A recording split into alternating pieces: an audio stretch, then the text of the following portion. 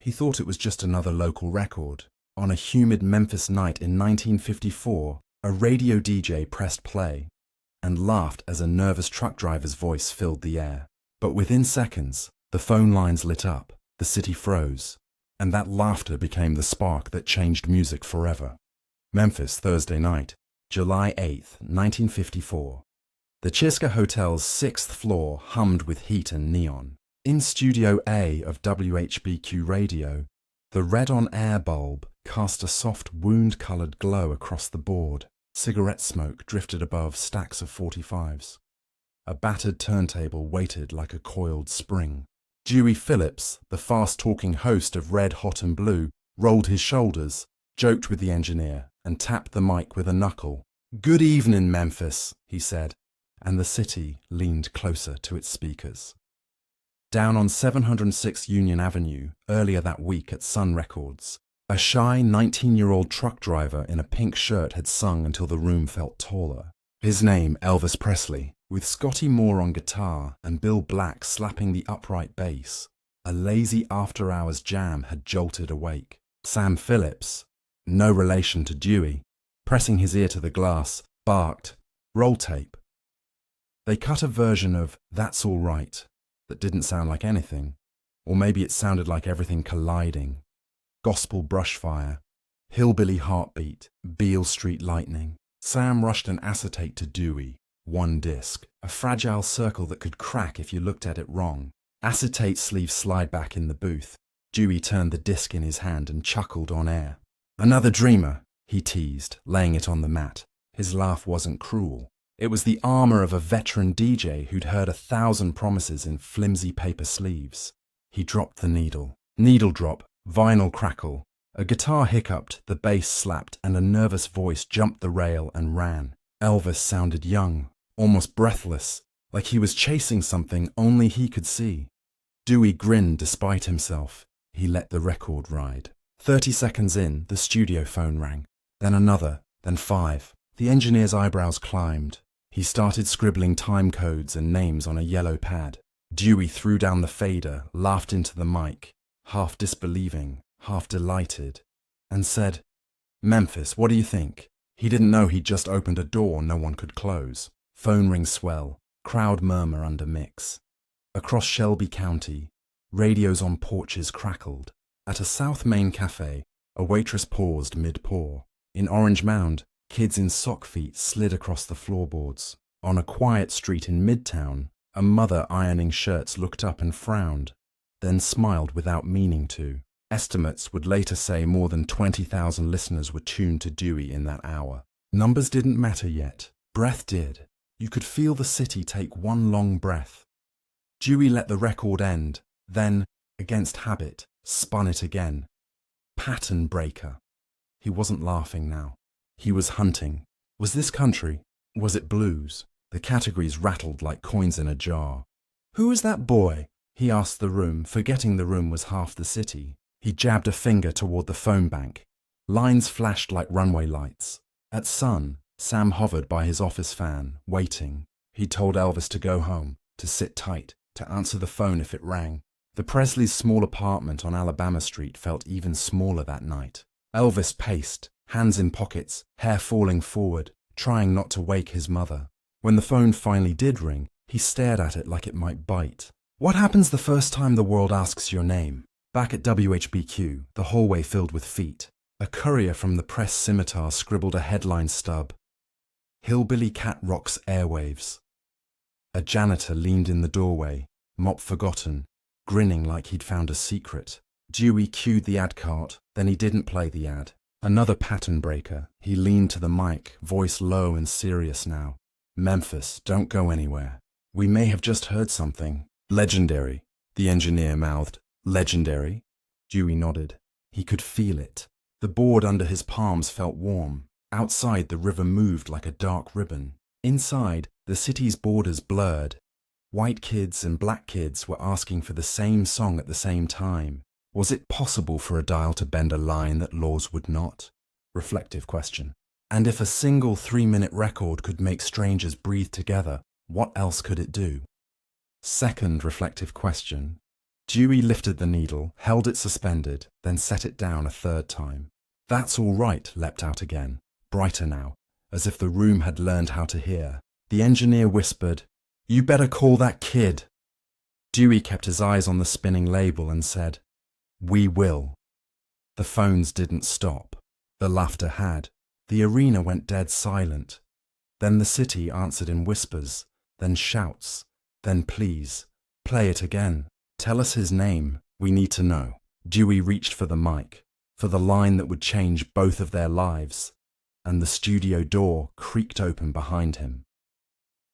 The next morning, Memphis didn't sound the same. At WHBQ, the switchboard was still blinking red from calls that hadn't stopped through the night. Dewey Phillips walked in with coffee gone cold and a look that mixed disbelief with excitement. He hadn't slept. Nobody at the station had. He had laughed once, last night, but he wasn't laughing now. Something had shifted. The boy he'd mocked on air had cracked open a city's heartbeat, but Dewey couldn't explain it. How could a single song do what 1,000 sermons never could? Across town, Sam Phillips was pacing in his small Sun Records office, cigarette burning to ash. "I told you," he muttered to his engineer. "I told you there was something in that kid." The phone rang again, another DJ asking, "Who is this Elvis Presley? And where can I get that record?" Sam smiled, a tired, dangerous smile. The record didn't even exist yet.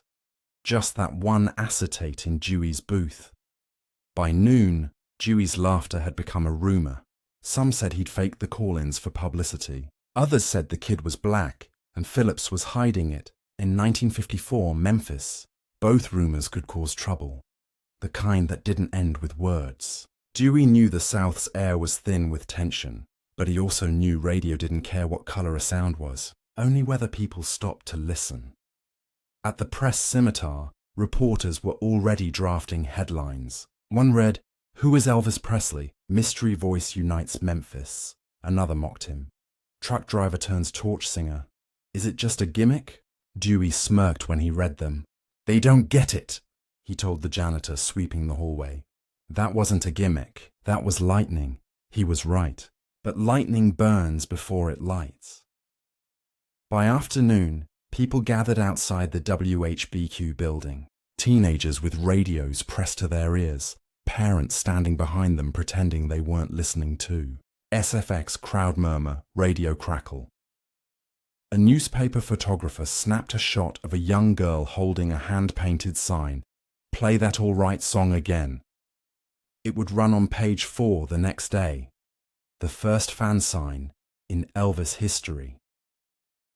Meanwhile, at 370 Alabama Street, Elvis sat at the kitchen table with his mother, Gladys, spooning sugar into her coffee. She smiled nervously. "Mr. Phillips said they played your song again, baby." Elvis shrugged, eyes down. "Yes, ma'am." He didn't dare believe it was real. He had been the boy no one called back, the voice too strange to fit any box. Now the whole city was calling. Then came the knock on the door. It was Dewey's assistant panting, holding a message slip. "Dewey wants you at the station tonight, Liv." Elvis froze. "Liv?" he stammered. Gladys clutched his hand. "Go on, son. The Lord's with you."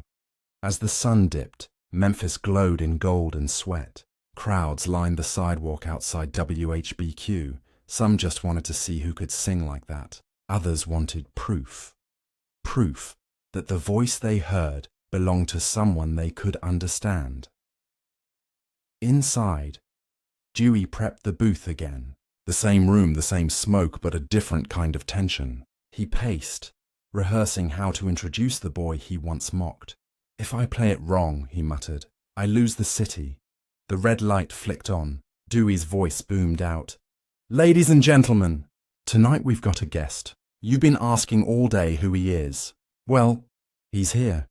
He looked at the trembling kid standing just beyond the mic. "Elvis, son, come say hello." For a heartbeat, Elvis didn't move. His throat was dry, his palms slick. The city waited on the other end of that silence. Every porch, every diner, every street corner, all listening. Then he stepped forward, almost whispering, "Good evening." The line buzzed. The crowd outside gasped. Dewey mouthed, "Breathe." Elvis did. Then, soft but steady, "I just want to thank you all for listening." And something in that humility broke every wall that laughter had built. Because when a city hears truth in a trembling voice, it stops laughing, it starts believing. By sunrise, Memphis was already spinning faster than it ever had before. Radio stores couldn't keep up with the requests. Teenagers in diners were asking for that new Presley tune, and cab drivers tuned their sets to WHBQ, waiting to hear it again. Something invisible had cracked, not just a song, but a wall. At Sun Records, Sam Phillips sat behind his desk, surrounded by wires, cigarette smoke curling in the fanlight. He'd just finished printing a few more copies of the acetate when his assistant burst in. "Sam, you better come out front." Outside, a line had formed down Union Avenue. Kids, mothers, delivery men, even soldiers in uniform, all asking the same question: "When can we buy it?" Sam grinned, rubbing his temples. "We just might have started a storm," he whispered. Meanwhile, Dewey's radio booth had become the epicenter of it all. Newspapers were calling, asking for quotes. Reporters who once laughed now printed the word phenomenon. One headline from the Commercial Appeal read, "Local boy turns Memphis inside out." But not everyone was cheering. Across town, preachers warned their congregations about that dangerous rhythm. White-only radio stations refused to play it, calling it colored music. But at night, their engineers quietly tuned in to WHBQ just to hear what everyone was talking about. Dewey noticed. "Even when they say they won't listen," he said on air, "they can't help it. That's how change sounds. Like curiosity you can't turn off." The calls kept flooding in. Dewey's assistant, Mary Lou, tried to log everyone. "Half of them want the record, the other half want to know if he's white or black," she said. Dewey sighed, wiping his brow. "Tell him he's human. That's all they need to know." It was a line that would echo across Memphis that summer. Elvis, meanwhile, still didn't know what to do with the noise he'd created. He was back at Crown Electric, hauling cables by day and singing to himself by night. His co-workers teased him. "Hey, Starboy, sing that trucking tune again." But they meant it kindly now. The laughter had changed shape. Then came the next call from Sam. "Elvis, we're going to press this thing. But first we need you back in the studio." When he arrived at Sun, Scotty and Bill were already there. The tiny studio buzzed like a beehive. Sam clapped his hands once and said, "All right, boys, we caught lightning last week. Let's see if we can catch it twice." They recorded Blue Moon of Kentucky. A slower waltz turned into a foot-stomping rebel dance. By the end, everyone was sweating. Sam leaned back and muttered, "That'll do." Within days, both songs hit the air. Now the fire wasn't just in Memphis. It was spreading up Highway 51, to Little Rock, to St. Louis, all the way to Nashville. Truck drivers called stations from payphones begging them to play the record again. It wasn't a movement yet, just a sound that refused to stay local. But with fame came friction. At the Peabody Hotel, older musicians scoffed. "He's ruining country music," one fiddler growled over his drink. Others muttered about mixing blood and rhythm. And yet, every time they turned their dials, that voice was there. Gentle, raw, impossible to classify. By August, the pressure reached its peak. Dewey invited Elvis back for another live interview. "You ready to face the crowd again?" he asked. Elvis nodded quietly. "Reckon I got to." The broadcast opened to near silence, everyone in Memphis waiting. Dewey leaned forward.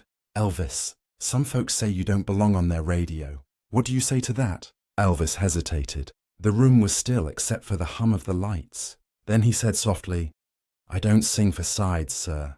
I just sing for people." The phones exploded again. Teenagers cheered. Preachers scowled. Reporters wrote faster than their pens could handle. But even the skeptics admitted it. The boy could talk straight from the heart. That night, Dewey looked out the booth window at the crowd below. Dozens stood in the street listening through the glass. He turned to his engineer and said quietly, "We ain't just spinning records anymore. We're spinning history." And as the cameras flashed, the city that once mocked began to move with the rhythm of the kid they doubted. Because once music crosses a line, no one admits exists. It can never be unheard again. Night settled over Memphis like a slow exhale. The neon signs flickered, the air thick with summer heat, and the hum of anticipation pressed against the glass walls of once again. It was July 19th, 1954, 10 days since that first accidental broadcast. The whole city seemed to orbit one frequency. Inside the control booth, Dewey Phillips adjusted his tie, cleared his throat, and stared at the door where Elvis Presley would soon walk in. He'd spent the week defending that voice, to sponsors, to critics, even to the station manager who'd told him, "You're making a circus out of the airwaves." Dewey had fired back, "Then I'll sell tickets." But beneath the bravado, he knew tonight could make or break it. The first play had made the city talk. This one would make it choose. Elvis arrived quietly, hat in hand. Same shy grin, same thrift store jacket. He was shaking, Dewey noticed. "Don't worry, son. They already love you," he said, patting his shoulder. "All you gotta do is be yourself." Elvis nodded, though his face said he wasn't sure who that was anymore. The clock hit 7:05 p.m. The red on-air light blinked alive. Dewey leaned into the mic. "Ladies and gentlemen, this is Red, Hot and Blue. You've been asking who he is, and tonight, he's here." He paused. "Elvis Presley." Elvis stepped forward. His voice was soft at first. Good evening." He swallowed hard. "I just want to thank you all for listening." For a heartbeat, the studio froze. No music, no sound, just breath. Then the first phone rang, then another, and another. Dewey nodded to Mary Lou, who grinned through her tears. "It's happening again," she whispered. Elvis smiled nervously into the mic. "Dewey, I didn't think folks would like me." Dewey chuckled. "Well, son, the whole town's begging for more." But behind that laughter, tension still lingered. Outside the building, the crowd had doubled. Young black teenagers from Beale Street stood shoulder to shoulder with white kids from East Memphis, all waiting for a glimpse. In a city built on separation, this was chaos. Or maybe hope. Inside, Dewey motioned to Sam Phillips, who had slipped quietly into the corner. "You ready?" Sam asked. Elvis hesitated. His palms were slick. The mic felt heavier than before. He whispered, "What if I mess up?" Sam smiled. "Then we play it again." The band wasn't here, but the tape machine was. Dewey queued up "That's All Right" and let it roll. Elvis began to hum along, barely audible at first, then louder, freer. It wasn't rehearsed. It was real. The boy who'd been mocked a week ago was now owning the airwaves that once laughed at him. The phones went wild. Calls came in from as far as Jackson and Tupelo. One man said he'd pulled his truck over just to listen. A woman sobbed into the line saying, "He sounds like home." And then, the moment that no one planned. Dewey leaned in and asked on air, "Elvis, what made you sing like that?" Elvis looked down, eyes wet. "I don't know, sir. Guess I just wanted to sing something that made people feel less alone." Silence. A full 10 seconds. In radio, that's a lifetime. But no one dared cut it. Even Dewey's hands hovered above the board, frozen. That single sentence, honest, trembling, changed everything. Because in a time when people spoke through walls, a kid from Tupelo had just spoken straight through them. Dewey took off his headphones, leaned back and whispered, "We just caught history twice." Sam smiled faintly, his voice barely above the static. "No, this time it caught us." Outside, strangers hugged, others cried, and even the skeptics who had mocked last week now stood in stunned silence. It wasn't just about race, or genre, or youth anymore. It was about the feeling that something new had just entered the world. A boy's courage had turned a laugh into a movement. What if the very thing they mock in you is the thing the world needs most? And as the lights dimmed and Dewey signed off the air, the echo of that question would ripple through Memphis long after midnight. The next morning, Memphis woke to a new sound in its bones. Radios on porches, in taxis, in barbershops, all humming the same rhythm. That's All Right had become more than a song. It was a heartbeat. People who had never agreed on anything before were now keeping time together.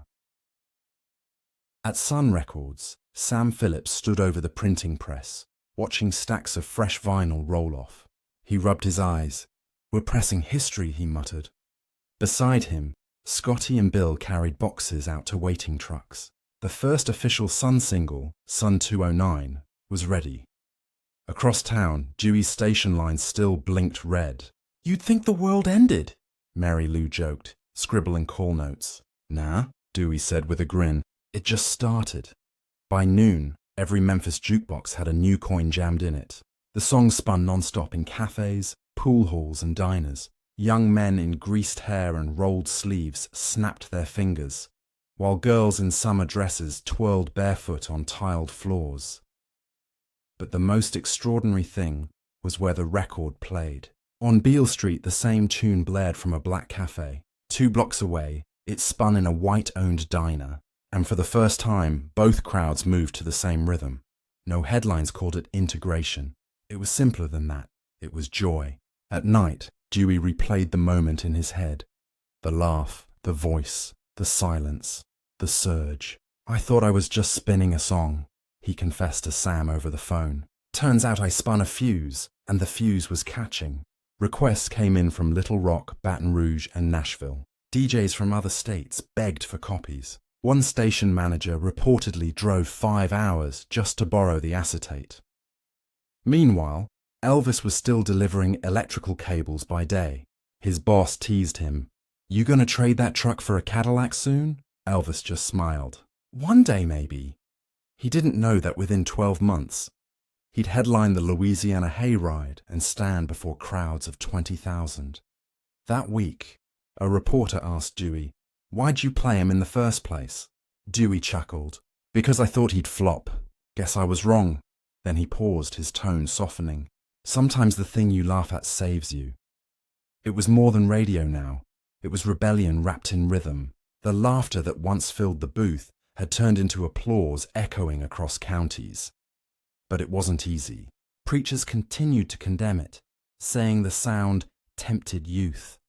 Politicians called it musical confusion.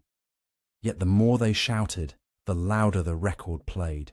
Kids taped microphones to radio speakers just to capture the song on homemade reels. That's how legends travel, through static and curiosity. On July 24th, Elvis performed his first small show at the Overton Park Shell. Just 1,500 people came, unsure what to expect. When he hit the first note, the audience froze, then erupted. Some clapped, some screamed. Others just stared in disbelief. Backstage afterward, he asked Dewey nervously, "Did they like me?" Dewey grinned. "Son, they didn't just like you, they caught fire." That night, Dewey ended his broadcast with a simple line that would be quoted for decades. From a truck cab to a turntable, Memphis just met its future. As the final notes of That's All Right played one last time, Dewey took off his headphones and whispered to himself, "The laugh is gone." But the sound that replaced it was louder than anyone could have dreamed. Because once people start dancing to the same song, there's no going back. What if unity doesn't start with speeches, but with a sound? Years later, when people asked Dewey Phillips what it felt like the first time he played That's All Right, he'd pause, rub his chin and say softly, "Like touching a live wire you didn't know was there." Because that night in 1954 didn't just launch a song, it rewired everything that came after. By 1956, that nervous truck driver had become the name echoing through every jukebox and television in America. Elvis Presley, the boy once laughed at by a radio DJ, was now the face of something unstoppable. He played before crowds of 20,000 at the Louisiana Hayride, then Ed Sullivan's stage, where over 60 million people tuned in. That's half the nation, staring in silence at a kid who once trembled to say hello on air. Dewey sat in his booth one night watching the black and white broadcast flicker on a small TV. The same booth, the same red light, but now the man he'd once teased filled stadiums. Dewey smiled, shaking his head. "The world's changed, Mary Lou," he whispered, "and we were right there when it started." In his office, a glass frame hung above his desk, the original acetate of "That's All Right." Its label was cracked, its edges worn thin. Beside it, a photo of Dewey and Elvis laughing together after that first live show. Two men who'd started on opposite sides of a joke, now bound by the same revolution. But not everyone saw the humour fade into history.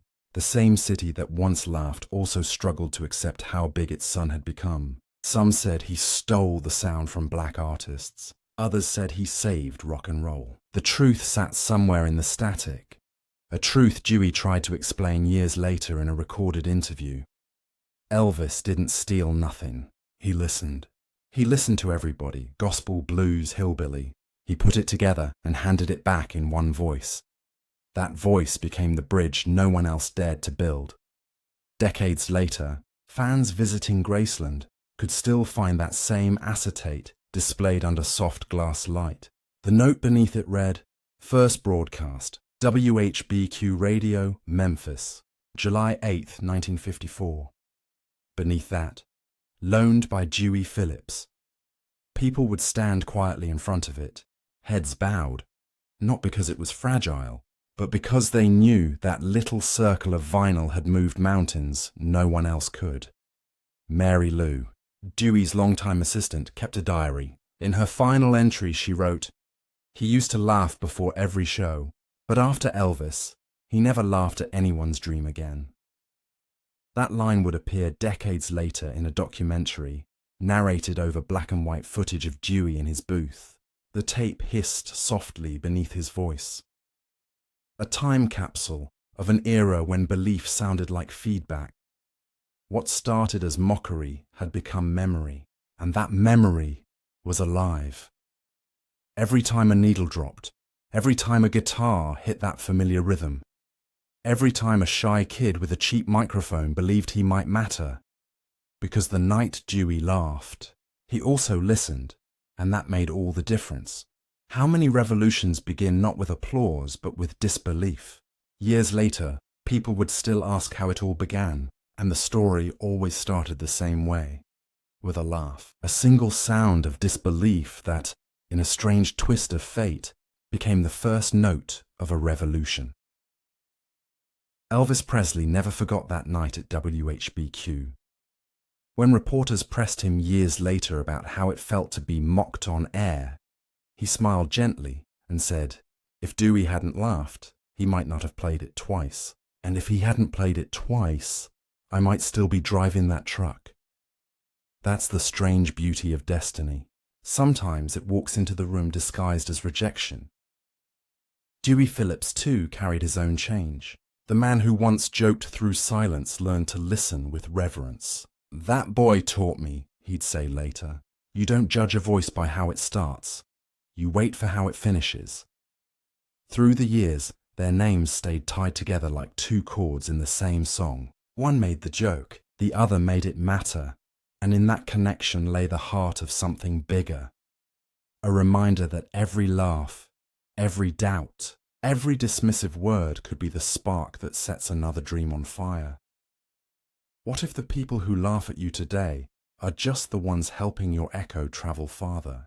When the crowd at Graceland walks past the old WHBQ acetate, most don't know the full story. But if you listen closely, in the faint scratch of the record, you can almost hear it.